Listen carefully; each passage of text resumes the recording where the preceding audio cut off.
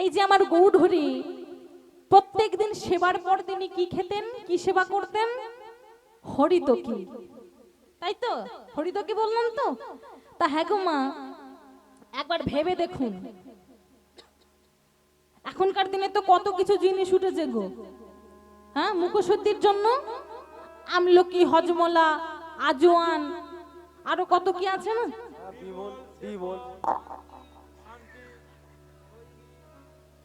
আরে বাবা, শুধু উল্টো পাল্টা কথা বল। প্রভু আকে খেলে থাকতে পারবে না বাবা। আস্তে। তা হ্যাঁ গো মা, আমার প্রভু কেন হরিতকিটি সেবন করতেন? তিনি আমলকি খেতে পারতেন কি? তখন তো আমলকিটা ছিল গো, আমলকি, আজওয়ান, হজমলা কত কিছু ছিল, কিন্তু হরিতকিটি কেন খেতেন? এই হরিতকির কাজটা কি শুনে নিন। আমাদের এই দেহে বাবা 6খানা রিপুর বসবাস। 6টা রিপু। কি কি? কাম, ক্রোধ, লোভ, মদ, মোহ, মাশ্চর্য। 6টা রিপু। আর এই 6টা রিপুর মধ্যে সব থেকে যেটি শক্তিশালী রিপু কোনটা জানেন? সব থেকে শক্তিশালী রিপু হলো কাম নামক রিপু। এটা হলো সব থেকে শক্তিশালী। তাই এই কাম নামক রিপুটিকে দমন করে রাখার জন্য আমার গৌরহরি প্রত্যেক দিন হরিতকি সেবন করতেন। তাই গৌর হরি হরি। তা ওই দিনটা বাবা শেষ হয়ে গেল, পরের দিন ভক্ত এসেছে। এবার ভক্ত এসে আগের দিনের মতো হাতটা ধৌত করে হাতটা বাড়িয়ে দিয়েছে আমার প্রভু। হাতটা বাড়িয়ে দিতেই গোবিন্দ ঘোষ তো সবটা জানে, তাই প্রত্যেকের নিবেদন থেকে ওই তর্জনীর অগ্রভাগের কণা মাত্র তুলে প্রভুর করদমলে প্রদান করেছে। প্রভু আমার সেবাটা গ্রহণ করেছে। এবার সেবাটা গ্রহণ করে আগের দিনের মতো হাতটা ধৌত করেছে। এবার হাতটা ধৌত করে পুনরায় সেই হাতটা গোবিন্দ ঘোষের দিকে বাড়িয়ে দিল।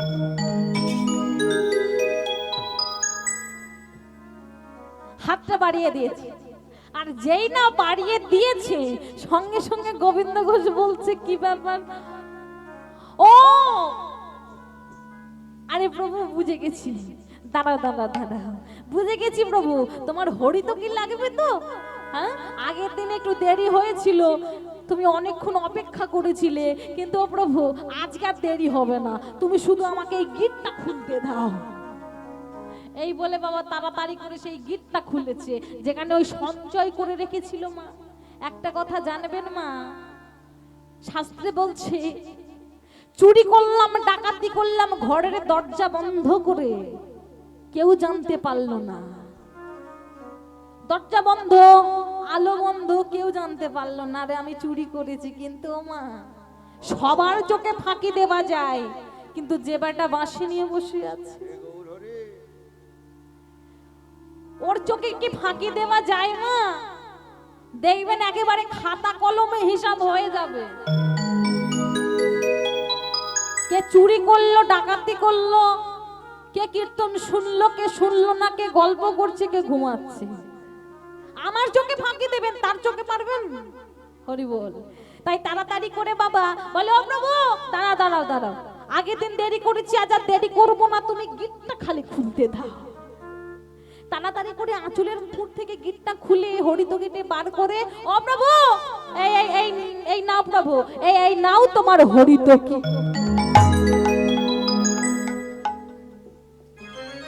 হরিতকিটা বাবা প্রভুর হাতে দিয়ে দিলেন। যেই না হরিতকিটি গৌরহরির হাতে অর্পণ করেছি, সঙ্গে সঙ্গে আমার গৌরহরি ওই হরিতকিটা দেখে আমার গৌরহরির রক্ত চক্ষু দেখে, একই গোবিন্দ ঘোষ, এই হরিতকি তুমি কোথায় পেলে? এই হরিতকি তুমি কোথায় পেলে? কেন প্রভু? আমি আমি এই হরিতকি সঞ্চয় করেছিলাম। সঞ্চয়? তুমি কি জানো না গোবিন্দ? তুমি কি ভুলে গেছো? যারা সংসারী হয় তারা সঞ্চয় করে, যারা সন্ন্যাসী হয় তারা কি কখনো সঞ্চয় করে? তুমি কি ভুলে গেছো গোবিন্দ ঘোষ? তুমি কি ভুলে গেছো? বুঝেছি, বুঝেছি তোমার মনের মধ্যে তাহলে এখনো সংসারী হবার বাসনা আছে। আর সেই বাসনা নিয়ে তুমি আমার সঙ্গ দিচ্ছিলে। আমার ধর্ম তুমি নষ্ট করছিলে। এই হরিতকে আমি গ্রহণ করব না গোবিন্দ। এই হরিতকে আমি ওই সুরধ্বনির জলে বিসর্জন দিলাম। তুমি কি ভুলে গেছো গোবিন্দ? তুমি কি ভুলে গেছো কি প্রভু? কি প্রভু তুমি কি ভুলে গেছো? সন্ন্যাসীর নাহি আছে সঞ্চয়ের অধিকার। সঞ্চয়ের অধিকার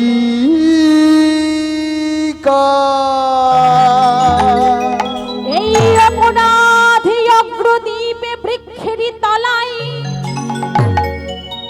তোরে দিলাম আমি নির্বাসন। এই অগ্রদ্বীপ নদীর তীরে এই বটবৃক্ষের তলায় তোরে দিলাম।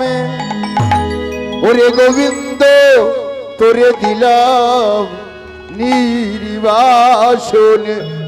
নির্বাসন দিলাম, নির্বাসন দিলাম, নির্বাসন দিলাম। ওরে গোবিন্দ তোরে নির্বাসন দিলাম।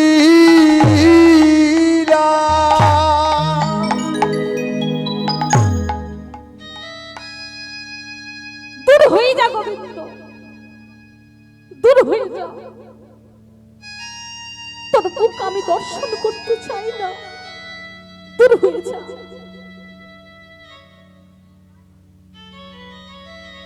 ভক্তমণ্ডলী, ভক্তিমতী মায়েরা লক্ষ্য করুন, আজ এই গোবিন্দ ঘোষ গৌরহরির চরণ দুটোকে বক্ষ মাঝে জড়িয়ে ধরেছে প্রভু। গৌরহরি, আমাকে তুমি ক্ষমা করে দাও গৌরহরি, আমাকে তুমি ক্ষমা করে দাও প্রভু। ও প্রভু, আমি জানি আমি সঞ্চয় করেছি, মাদকুরি করেছি, কিন্তু প্রভু এই হরিত কি এই সঞ্চয় আমি তো আমার নিজের জন্য করিনি প্রভু। আমি যে সঞ্চয়টা করেছি আমি তো তোমার জন্য করেছি প্রভু। কিন্তু প্রভু এতটুকু লঘু পাপের জন্য তুমি আমায় এত বড় গুরুদণ্ডটা দিও না প্রভু। এত বড় শাস্তি তুমি আমাকে দিও না প্রভু। আমি মানছি আমি সঞ্চয় করেছি, ভুল করেছি, কিন্তু ও প্রভু তুমি আমাকে এই শাস্তি দাও প্রভু। এই যে দুটো হাতে আমি তোমার জন্য সঞ্চয় করেছি, মাদকুরি করেছি, ও প্রভু তুমি আমাকে এই শাস্তি দাও। আমার এই দুটো হাত যেন আমার ওই গলিত কুষ্ঠ ব্যাধিতে খসে পড়ে যায়। এই কুষ্ঠ ব্যাধির জ্বালা আমি সহ্য করতে পারবো প্রভু,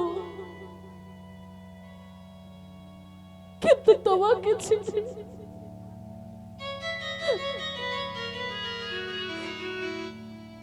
ছেড়ে তোমার বিরহ বেদনা যে আমি সহ্য করতে পারবো না প্রভু। তোমার বিরহ বেদনা আমি সহ্য করতে পারবো না। এত বড় শাস্তি তুমি আমাকে দিও না প্রভু, এত বড় শাস্তি দিও না। সকল ভক্তরা বলে উঠল, গৌরহরি, গৌরহরি তুমি এইবারের মতো গোবিন্দ ঘোষকে ক্ষমা করে দাও।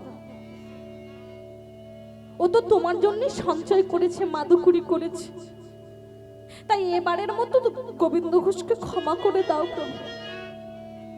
কিন্তু মা বারবার করে বলছে, কিন্তু বারবার করে আমার গৌরহরি কিন্তু ওই গোবিন্দ ঘোষকে তাড়িয়ে দিচ্ছে, পদাঘাত করে তাড়িয়ে দিচ্ছে।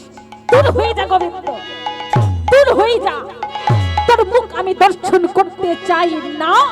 চাই না, চাই না। হ্যাঁ গো মা, কিসের অভিশাপ? কেন আজ গোবিন্দ ঘোষকে ক্ষমা করছেন আমার গৌরহরি? এটা তো জানতে হবে। কিসের জন্য আজ গোবিন্দ ঘোষকে বারবার করে তাড়িয়ে দিচ্ছে? সেই গত জন্মে রাধা রানীকে দেওয়া সেই প্রতিশ্রুতির কথা, দাপর যুগের কথা লক্ষ্য করুন। দাপর যুগে একদিন শ্রীমতী রাধারানী ওই যমুনার তীরে অষ্টসখী পরিবৃতা হয়ে বসে আছে মা। আর যখন অষ্টসখী পরিবৃতা হয়ে বসে আছে, ঠিক মাগো সেই সময় ওই রাধারানীর সব থেকে কাছের এক সখী ছিল। কি নাম তার? তার নাম হলো রঙ্গদেবী। আর এই রঙ্গদেবী বাবা, এর একটা স্বভাব ছিল কি জানেন? এ সব সময় একটু ঠাট্টা তামাশা করে কথা বলতো, এটাই ছিল তার স্বভাব। তাই আজ কি করেছে জানেন?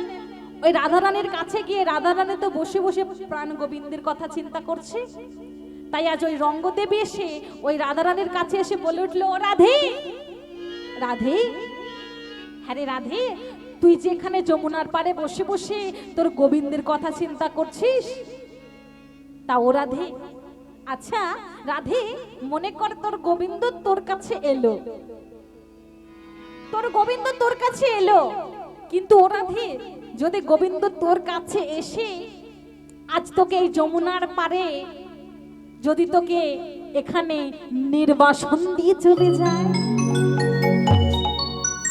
ও রাধে বলতে পারিস সেই নির্বাসনের বিরহ বেদনাটা কেমন হবে রাধে? বলতে পারিস সেই বিরহর কষ্টটা কেমন হবে রাধে? যেই এই কথা বলেছে বাবা, রাধারানী চমকে উঠেছে। চুপ কর রঙ্গ, চুপ কর। আজ কিন্তু তুই তোর সীমাটাকে লঙ্ঘন করে গেলি রঙ্গ, আজ তুই তোর সীমাটাকে লঙ্ঘন করে গেলি।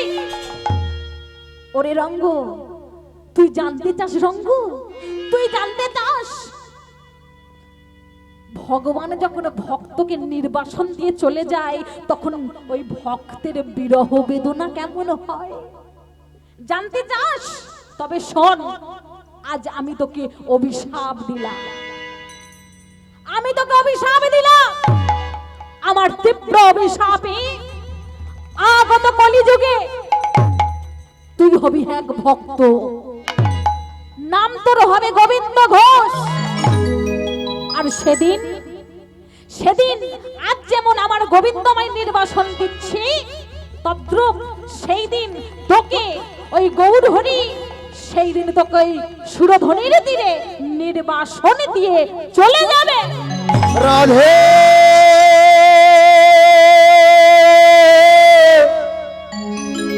ও গো রাধে,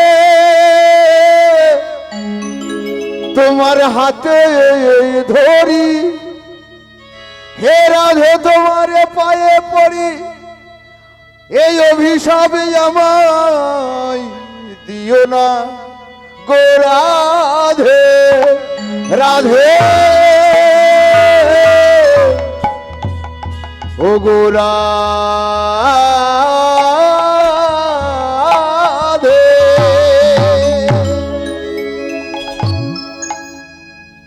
ওরে রঙ্গ, সেই দিনে বুঝিবি তুই, সেই দিনে বুঝিবি যখন ভগবান ভক্তকে নির্বাসন দিয়ে চলে যায় তখন ভক্তের কত কষ্ট হয়, এখন বুঝবি না। তাই মাগো, এই সেই অভিশাপ মনে পড়ে গেছে আমার গৌরহরির, যে রাধারানীকে দেয়া সেই প্রতিশ্রুতি, রাধারানীর অভিশাপ তো পূর্ণ করতে হবে। তাই বারবার করে যখন ওই গোবিন্দ ঘোষকে গৌরহরির চরণ দুটো জড়িয়ে ধরে বলছে আমায় ক্ষমা করে দাও, কিন্তু আমার গৌরহরি ক্ষমা করছে না, কারণ ক্ষমা করলে যে রাধারানীর অভিশাপটা পূর্ণ হবে না। সকল ভক্তরা বলছে ক্ষমা করে দাও প্রভু, গোবিন্দ ঘোষকে ক্ষমা করে দাও, কিন্তু আমার প্রভু ক্ষমা করছে না, বারবার করে পদাঘাত করে তাড়িয়ে দিচ্ছে। যখন মাগো বারবার করে তাড়িয়ে দিচ্ছে, আজ আমার ভগবানের একটু অভিমান হলো, ভক্তের অভিমান হলো ভগবানের উপরে। কেমন জানেন, বারবার করে বলছে কিন্তু ক্ষমা করছে না। তাই আজ ভক্তের অভিমান হয়েছে। কেমন, ওই ভগবানকে ডেকে বলছে, ও গৌরহরি, আমি তোমাকে বারবার করে বলছি তবু তুমি আমায় ক্ষমা করছো না, আমি তোমাকে বারবার করে বলছি তবু তুমি আমাকে তাড়িয়ে দিচ্ছ। তবে বেশ বেশ প্রভু, তোমায় ক্ষমা করতে হবে না, তোমাকে আমায় তোমার সঙ্গী করতে হবে না, তুমি চলে যাও প্রভু, তুমি চলে যাও, আমাকে তোমার সঙ্গে নিতে হবে না প্রভু, তুমি চলে যাও। কিন্তু ও প্রভু, তুমি কি ভুলে গেছো, তুমি কি ভুলে গেছো প্রভু, পুত্রের অপরাধী পিতা না করে গ্রহণ, না করে গ্রহ, তুমি মোরে ক্ষমা করো, হে সচিনন্দন, তুমি মোরে ক্ষমা করো, হে সচিনন্দন, ক্ষমা করো, ক্ষমা করো, ক্ষমা করো, হে গৌর হরি, তুমি আমায় একটু ক্ষমা করো।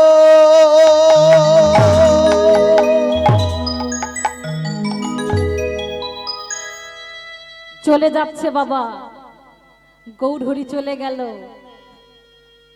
পিছন দিক থেকে গোবিন্দ ঘোষ বলছে, ও প্রভু যাচ্ছ যাও, বাধা দেব না, তবে একটা কথা শুনে রাখো, আমি যদি তোমার প্রকৃত ভক্ত হয়ে থাকি, আমি যদি তোমার চরণের দাস হয়ে থাকি, আমিও তোমাকে বলছি প্রভু, আজ থেকে ঠিক এক পক্ষ কালের মধ্যে, এক পক্ষ মানে কতদিন গো বাবা, এক পক্ষ 15 দিন, দুটো পক্ষ, তাই না, একটা মাসের মধ্যে দুটো পক্ষ, কৃষ্ণ পক্ষ, শুক্ল পক্ষ। তাই গোবিন্দ ঘোষ বলছে, প্রভু এক পক্ষ কালের মধ্যে এই অগ্রদ্বীপে বৃক্ষের তলায় তোমাকে ফিরে আসতে হবে প্রভু, ফিরে আসতে হবে, ফিরে আসতে হবে, ফিরে আসতে হবে। চলে গেল, কথা দিয়েছে 15 দিনের মধ্যে ফিরিয়ে আনবে। তাই কি করেছে গো মা, ওই 15টা দিন শুধুমাত্র বেঁচে থাকার কারণে একটা পর্ণ কুটির তৈরি করে সেখানে নাম ভজন করে। 10 দিন ধরে নাম ভজন করছে, প্রভু আসে না। 12 দিন কেটে গেল, তাও প্রভু আসছে না। 14 দিন পার হয়ে গেল, প্রভু এলো না। 15 দিনের মাথায় চিন্তা করছে, প্রভু যখন এলো না, আর আমি বাঁচবো না, আর এই দেহ আমি রাখবো না, আমি ওই সুরধনির জলে এই দেহ আমি বিসর্জন দেব। তাই আত্মহত্যা করবার জন্য ছুটে চলেছে। আর আমার প্রভু একটি কালুয়া পাথর ভাসিয়ে দিয়েছে। পাথরটা এসে কিন্তু অপেক্ষা করছে, তুমি মরতে যাবে, আমি মারবো ধাক্কা। আর গোবিন্দ ঘোষ তো জানে না যে ভগবান ভক্তকে বাঁচানোর জন্য পাথর ভাসিয়েছে। সে 1 পা 2 পা করে গৌর নাম করতে করতে জলে নামছে। কেমন করে, গৌরী গৌরী গৌরী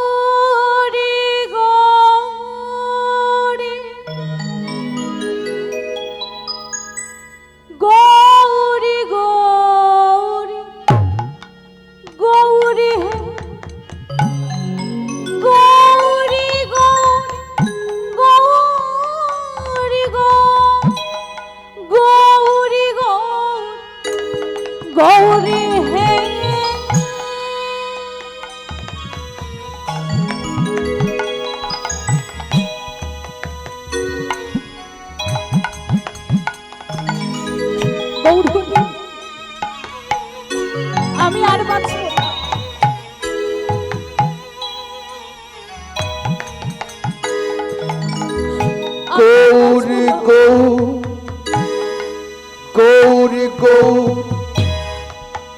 গৌর গৌর গৌর হে গৌর গৌর গৌর গৌর গৌর গৌর গৌর গৌরী গৌর গৌরী গৌর গৌরী গৌর গৌরী গৌরী গৌরী গৌরী গৌরী গৌরী গৌর গৌর গৌর গৌর গৌর গৌর গৌর হে গৌর হরি গৌর গৌর গৌর গৌর গৌর গৌর হে মৃত্যুর জন্যে এক পা দুপা করে জলে নেমে যেই না মরার জন্য যেই না ডুব দিয়েছে সঙ্গে সঙ্গে সেই কালুয়া পাথর সেই পাথরটা এসে মেরেছে গোবিন্দ ঘোষের গায়ে। মনে মনে চিন্তা করছে, আরে এই যে মরা পোড়ার কাঠ, আমাকে মরতে দিবি না, তুই আমাকে মরতে দিবি না, তোকে এখানে রাখবো না। ও মা মাথায় করে নিয়ে মনে করেছে মরা পোড়ানোর কাঠ, তাই মাথায় করে নিয়ে জলের মাঝখানে দূরে ফেলে দিয়েছে। ফেলে দিয়ে আবার মৃত্যুর জন্য উদ্যত হচ্ছে আর মুখে আমি গৌর চরণ শাড়ি করেছি,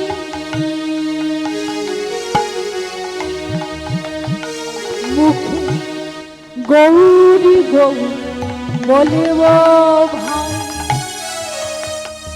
আমি গৌর চরণ সারে করেছি, মুখে গৌর গৌর বলিব ভাই।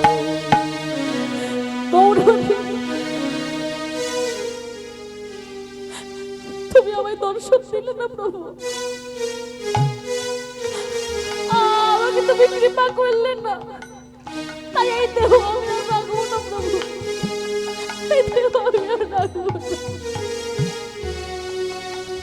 আমি গৌর চরণ শাড়ি করেছি, মুখ গৌরী গৌর বলিব ভাই। গৌর চরণ সারে করেছি, মুখে গৌর গৌর বলিব ভাই।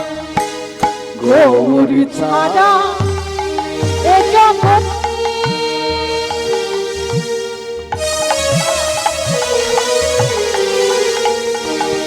আমার কেহ না, কি পামা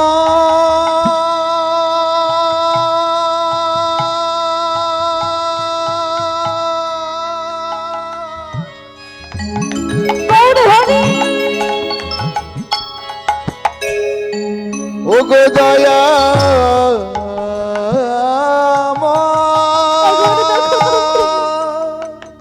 একবারে দেখা দাও। কি পামা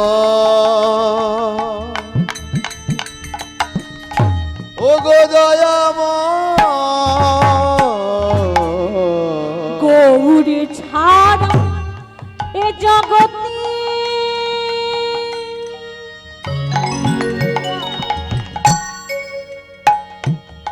আমার কেহ না, গৌর ছাড়া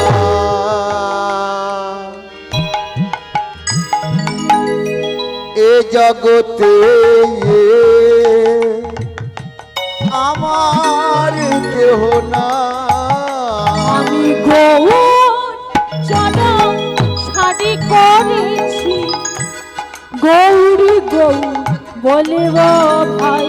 গৌর চরণ সারে করেছে, মুখে গৌর গৌর বলবো ভাই। গৌরী গৌরী গৌরী গৌরী গৌরী গৌরী হে গৌরী গৌরী গৌরী গৌরী গৌরী হে গৌরে গৌরে গৌরে গৌরে গৌর গৌর তাই গৌর গৌর হরি হরি হরি গৌরে গৌর গৌর গৌর গৌর গৌরে দেখা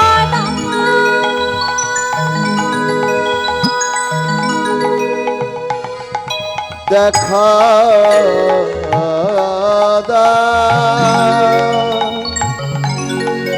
আমায় একেবারে দেখা হে গৌরে হরি তুমি কোথায় আছো কিভাবে আছো আমায় একেবার দেখা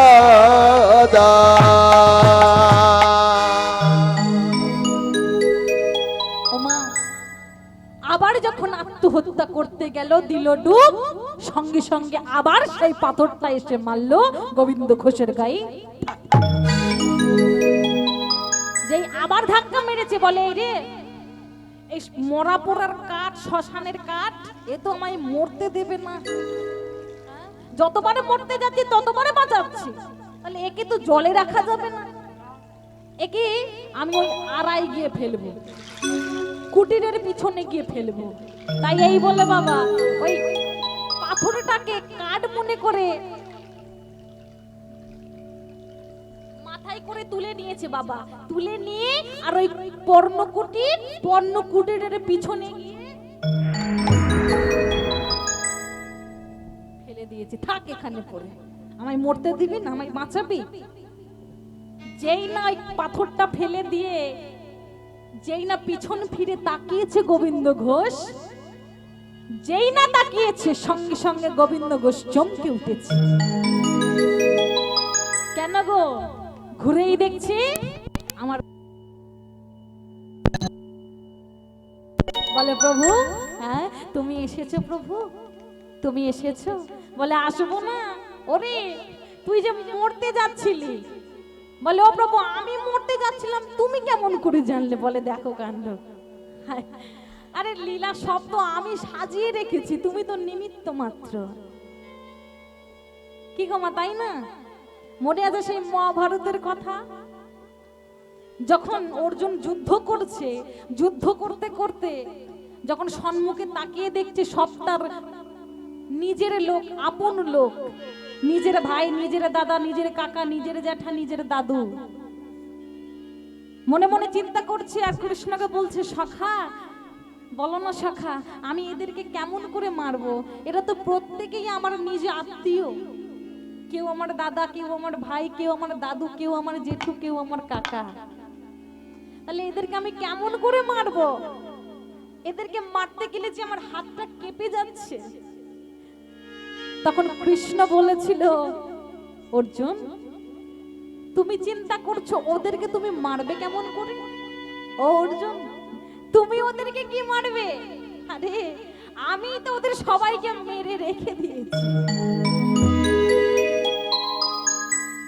আমি তো সবাইকে মেরে রেখে দিয়েছি তুমি তো হলে নিমিত্ত মাত্র চিন্তা করো না নিক্ষেপ করো তীর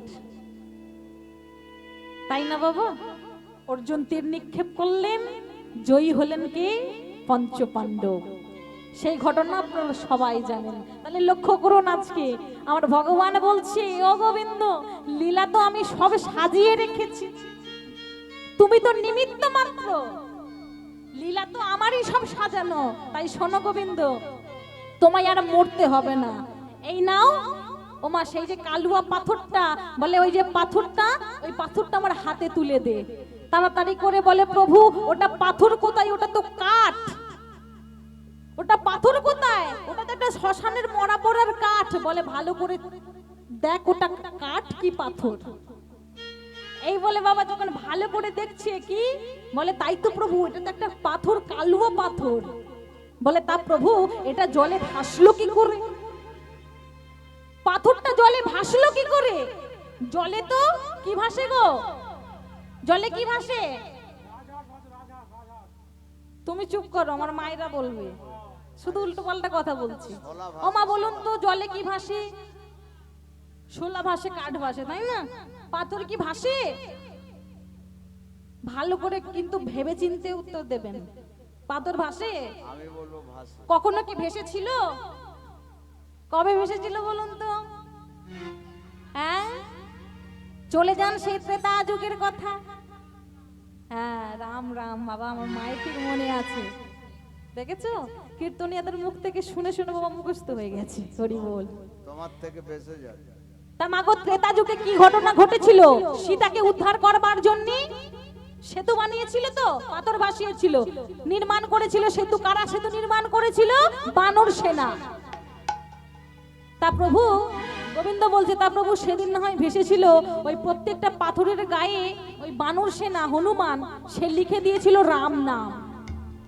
তাই নামের গুণে না হয় ভেসেছিল, কিন্তু আজকে কেমন করে ভাসলো?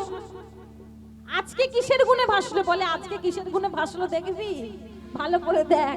ও মা, পাথরটা যেই উল্টে দেখেছে বলে, ও প্রভু, পাথরের গায়ে লেখা আছে, চমকে উঠেছে গোবিন্দ ঘোষ। প্রভু, এ তো পাথরের গায়ে লেখা আছে, কি নাম? কি নাম? হরে কৃষ্ণ হরে কৃষ্ণ, কৃষ্ণ কৃষ্ণ হরে হরে, হরে রাম হরে রাম, রাম রাম হরে হরে।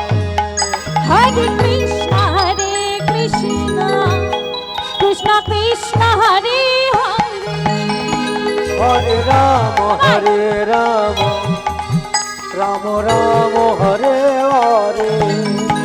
হরে কৃষ্ণ হরে কৃষ্ণ, কৃষ্ণ কৃষ্ণ হরে হরে, হরে রাম হরে রাম, রাম রাম হরে হরে। হরে কৃষ্ণ হরে কৃষ্ণ, কৃষ্ণ কৃষ্ণ হরে হরে। হরে রাম হরে রাম, রাম রাম হরে হরে।